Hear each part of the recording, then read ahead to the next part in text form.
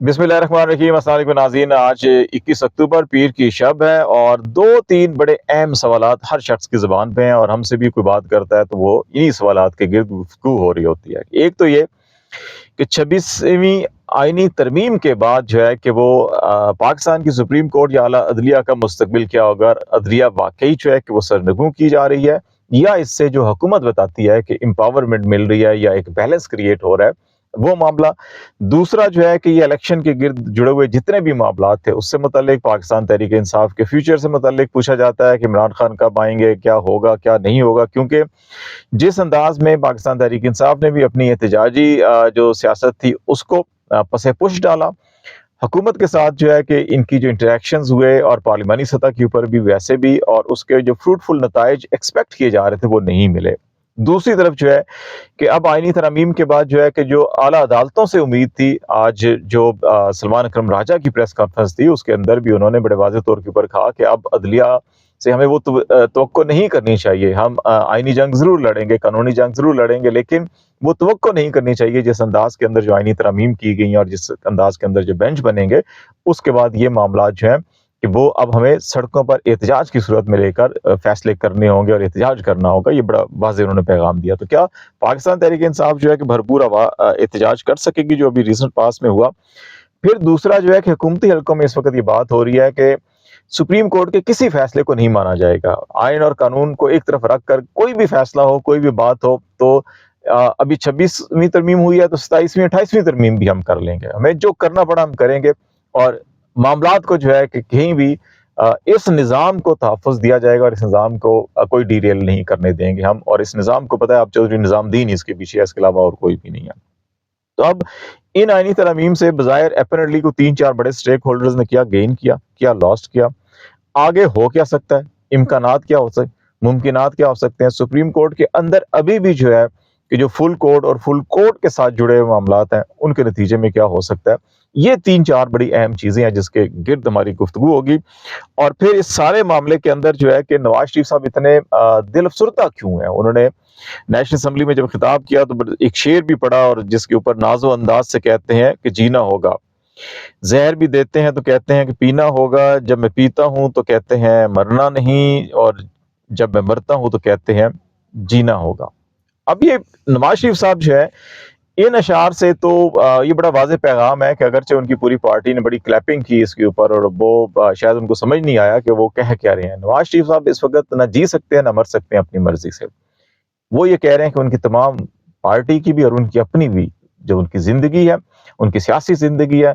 वो कोई फ़ैसले नहीं कर पा रहे और उनकी डोरियाँ सारी की सारी जो किसी और के हाथ में है और ना वो उनको जीने देते हैं, ना उनको वो मरने देते हैं। तो ये इस आलम में ये नवाज शरीफ की कैफियत नहीं, ये पार्लियामेंट की कैफियत है, ये इस वक्त हुकूमत की कैफियत है। अगरचे सारे बड़े इस वक्त शादियाने बजा रहे हैं खुशी के जनाब हमें बड़ी कामयाबी होगी, लेकिन नवाज शरीफ ने बेसिकली ये पूरी की पूरी जो हुकूमत और उससे शामिल जमातें हैं ये उनकी अक्कासी की है। इन 3-4 हवालों में अगर आप बात को हम जरा आगे बढ़ाएं और ये देखें कि किसने क्या खोया क्या पाया और मामलात आगे चल क्या सकते हैं।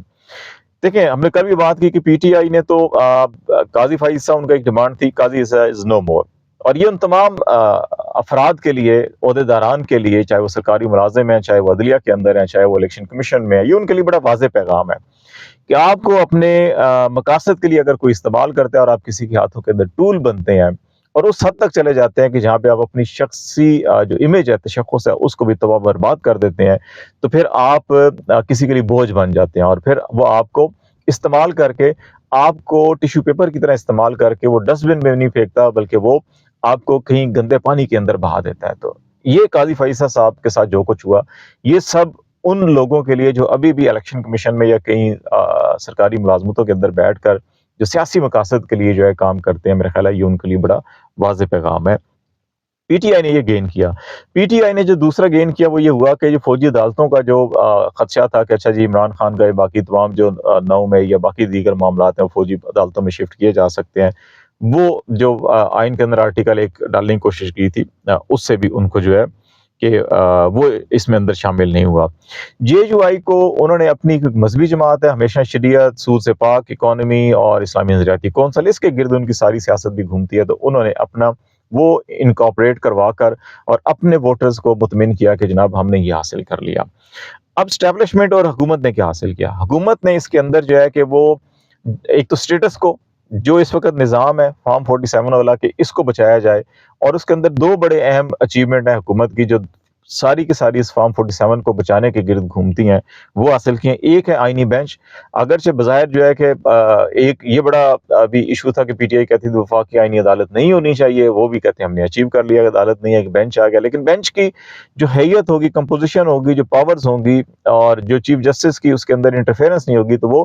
بینچ جو ہے پورا پورا ایک سیپریٹ انٹیٹی بن جائے گا اور حکومت کے کنٹرول میں ہوگا۔ تو اس لیے یہ پی ٹی آئی کے لیے خطرہ ضرور ہوگا، اور لیکن یہ فارم 47 یا اس سیٹ اپ کے لیے چودھری نظام دین کے لیے وہ اس کو پروٹیکشن یہ بینچ دے گا، اور یہ ان کی ایک بڑی اچیومنٹ یہ ہے۔ اور دوسرا اسٹیٹس کو کا سسٹم سارا کا سارا رہے یہ حکومت کی، اور یہی اچیومنٹ جو ہے کہ وہ میرے خیال اسٹیبلشمنٹ کیا ہے کہ اسٹیٹس کو خاص طور کے اوپر بینچ ان کا بھی اتنا بڑا ایشو اس اعتبار سے ضرور ہے کہ جو انہوں نے سیٹ اپ بنایا کہ اس کو کوئی عدالتی نظام یا کوئی بینچ جو ہے کہ عدالت نہ بگاڑ سکے، یہ ہو گیا۔ اور دوسرا جو ہے کہ اسٹیبلشمنٹ نے جو ہے کہ وہ اپنی ایک طاقت اور اپنا ایک جو روب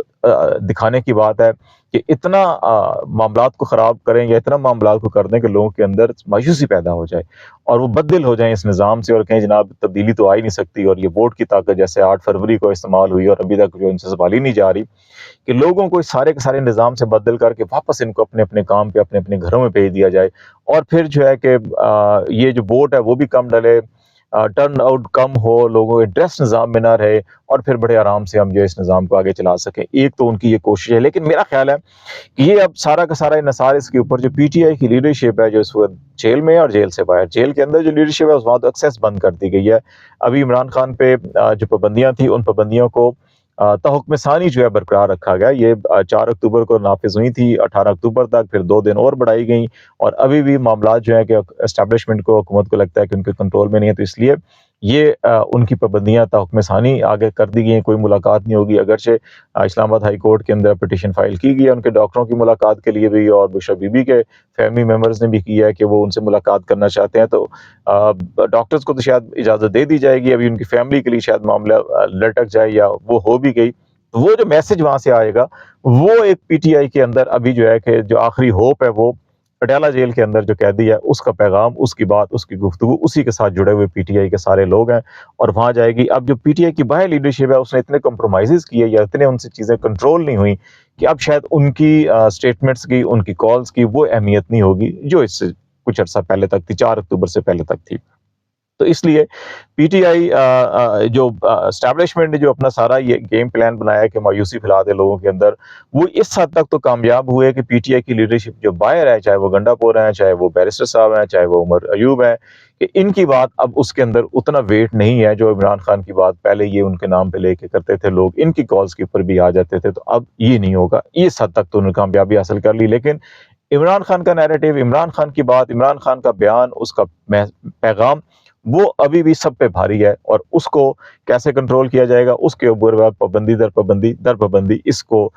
کیا جا رہا ہے۔ اب یہ پی ٹی آئی کی لیگل ٹیم اور پی ٹی آئی کی پولیٹیکل لیڈرشپ کتنی کامیاب ہوتی ہے کہ عدالتوں کے ذریعے کس حد تک جو ہے کہ ایکسیس حاصل کرتے ہیں اور وہاں تک ان کی بات باہر آتی ہے اور کیا ہوتا ہے، یہ اب سارا کا سارا گیم پی ٹی آئی کے گرد ہوگا، اور عمران خان جب بھی باہر آئیں گے آواز آئیں گے، اور میرا یہ خیال ہے کہ یہ جو کوشش ہے اسٹیبلشمنٹ کی کہ اچھا یہ مایوسی اور بدلی پیدا کر دیں اس نظام سے متعلق، اور وہ ٹرن اوور ہوتا تھا یا لوگ سڑکوں پہ آ جاتے تھے عمران خان کے ایک اشارے پر، یہ ختم ہو جائے تو یہ نظام آگے چل جائے گا۔ عمران خان کے اشارے پہ ابھی بھی لوگ جو ہے کہ یقین کرتے ہیں، ان موروں کے اوپر نہیں کرتے۔ دوسرا معاملہ پی ٹی آئی کی اپنی انٹرنل سیاست، جو خدشات اب ان کو ہیں، یہ جو ان کے لوگ منحرف ہوئے، ان کو نوٹسز کیے جائیں گے، اور اس کے اندر نو ڈاؤٹ جتنے بھی یہ لوگ ہیں یہ نہیں کہہ سکتے کہ اچھا ہمارے پہ ظلم تھا یا جب تھا، جیسے ڈاکٹر زرکا کا بیان آیا یا حسین قریشی کا بیان آیا۔ میرا خیال ہے اس کے اندر کوئی وزن نہیں ہے، لوگ اس کو مانیں گے نہیں۔ ڈاکٹر زرکا کے بیان کے اوپر شاید کچھ لوگ مان لیں گے اچھا جی ان کے بچے کو یہ کچھ کیا گیا تھا، لیکن حسین قریشی کے بیان کے اندر جو ہے نا کہ سر پو نہیں ہے، وہ ویڈیو بیان جاری کرتے ہیں، اور ان کے اپنے ایکس ٹویٹ سے جو ہے کہ وہ 4:39 پہ یہ ٹویٹ آتا ہے، اور جس کی وہ بتا رہے ہیں کہ کیا ہے، لیکن اس سے 22 منٹ پہلے ایک ڈاکٹر فرحان ورک جو ہے، کہ ان کو آپ سب لوگ جانتے ہیں، یہ کس کا ماؤتھ پیس ہے، کس کے لیے کام کرتے ہیں، 22 منٹ پہلے وہ آلموسٹ 4:17 کے اوپر جو ہے کہ ان کا ویڈیو پیغام جاری کر دیتے ہیں۔ یہ کیسے ہو سکتا ہے کہ ویڈیو پیغام میں ریکارڈ کر رہا ہوں، آپ سے میں کمیونیکیٹ کر رہا ہوں، آپ کے لیے میں ایک پیغام یا ریکارڈ کر رہا ہوں، لیکن جو میرا سب سے بڑا مخالف ہے وہ سب سے پہلے آدھا گھنٹہ پہلے میرے سے پہلے وہ اپلوڈ کر دے اور میں پھر آدھا گھنٹہ بعد کروں؟ یہ کیسے ہو سکتا ہے؟ اس کا مطلب یہ ہے کہ آپ ان کے ساتھ الائن تھے، اور آپ نے نہ صرف پارٹی کو بلکہ آپ نے اپنے والد کو دھوکہ دیا۔ ان کے والد شاہ محمود قریشی جو ہے پچھلے 1 سال سے عمران خان کے ساتھ وہ قید ہیں، ان کو بڑی آفرز کی گئیں لیکن انہوں نے کوئی آفر قبول نہیں کی، تو اس کا مطلب ہے آپ نے اپنے والد کو بھی دھوکہ دیا۔ تو ایسے لوگوں کو پی ٹی آئی کو جان چھڑانا ہوگی، لیکن یہ وہ لوگ ہیں، ان میں سے کچھ ایسے لوگ بھی ہیں کہ کچھ تو ہیں جو پی ٹی آئی کے ڈکلیئر شدہ الیکشن کمیشن، اب الیکشن کمیشن جو ہے، جو اسٹیبلشمنٹ ہے جہاں اپنے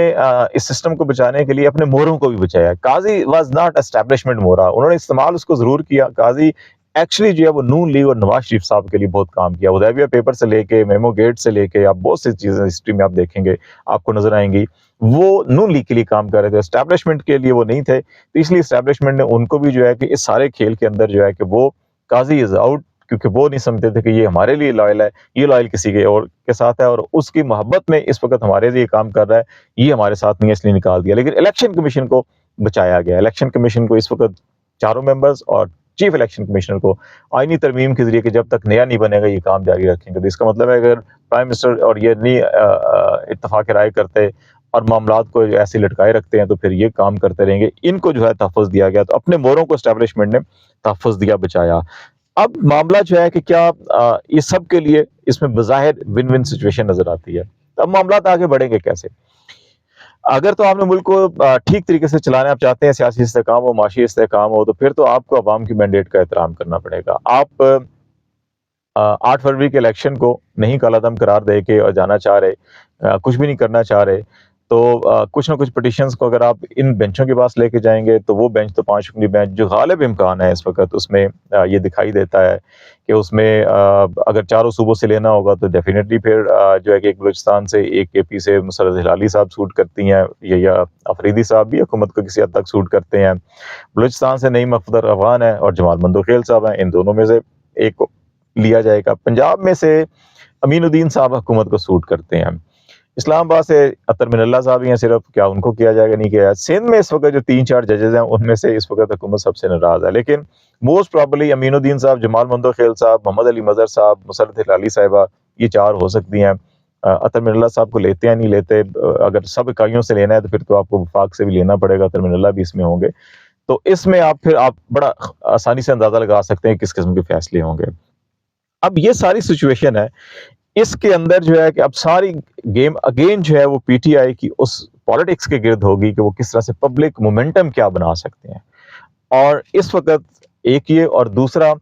الیکشن کمیشن نے جو ابھی تک نوٹیفیکیشن نہیں کیا، ایک تو آپ کو توہین عدالت کے کیس میں جانا پڑے گا تاکہ آپ وہ نوٹیفیکیشن کروا سکیں، تاکہ جو آپ کے جن کو آزاد ڈکلیئر کیا گیا وہ بھی آپ کے ڈومین میں آ جائیں۔ لیکن اس وقت جنہوں نے بورڈ دیے ہیں اور وہ کہیں گے کہ جناب ہمارا ایفیڈیوٹ ہی نہیں تھا، تو ان کے خلاف کارروائی نہیں ہو سکے گی، یہ ایک فارورڈ بلاک بن جائے گا۔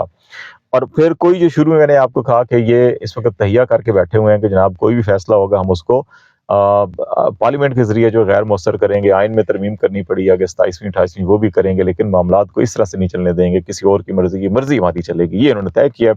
تو اس میں ابھی ایک تو مرکز بنے گا سپریم کورٹ، اگین وہاں کے اوپر بہت کیسز، بہت پٹیشنز آنی ہیں، بہت کیسز آنی ہیں، وہاں پہ ہوگا۔ دوسری طرف نظریں ہیں کہ پی ٹی آئی کس طرح سے عوام کو مومنٹم بنا سکتی ہے۔ تیسری طرف معاملہ ہے کہ لیگل فرٹرنٹی جو ہے کہ وہ اپنی پٹیشنز تیار کر رہی ہے، اور وہ کتنا اس محاذ کے اوپر ڈٹے ہوئے ہیں، کھڑے ہوئے ہیں، لڑ رہے ہیں۔ اگر انہوں نے کوئی سٹینڈ لے لیا تو پھر چیزیں آگے بڑھیں گی، ادروائز جو ہے کہ جس طرح سے معاملات ہیں اس میں دکھائی یہ دیتا ہے کہ کچھ عرصے کے لیے جو ہے کہ چیزوں کو کنٹرول کر لیا جائے گا، لیکن شاید زیادہ عرصے کے لیے پھر بھی نہ کیا جا سکے۔ آخر کتنے عرصے تک جو ہے کہ عمران خان کی آواز کو بند کریں گے، قوم سے دور رکھیں گے، جیل کے اندر رکھیں گے؟ میرا خیال ہے جب بھی اس کی آواز آئے گی، اس کا لفظ آئے گا، اس کا جملہ آئے گا، لوگ اس کی سنیں گے، باقی کسی کی نہیں سنیں گے۔ تو لیٹس سی، دیکھتے ہیں کیا ڈیولپمنٹ ہوتی ہے۔ آج تک کے لیے اتنا ہی۔ خالد جمیل کو اجازت دیجیے، اللہ حافظ۔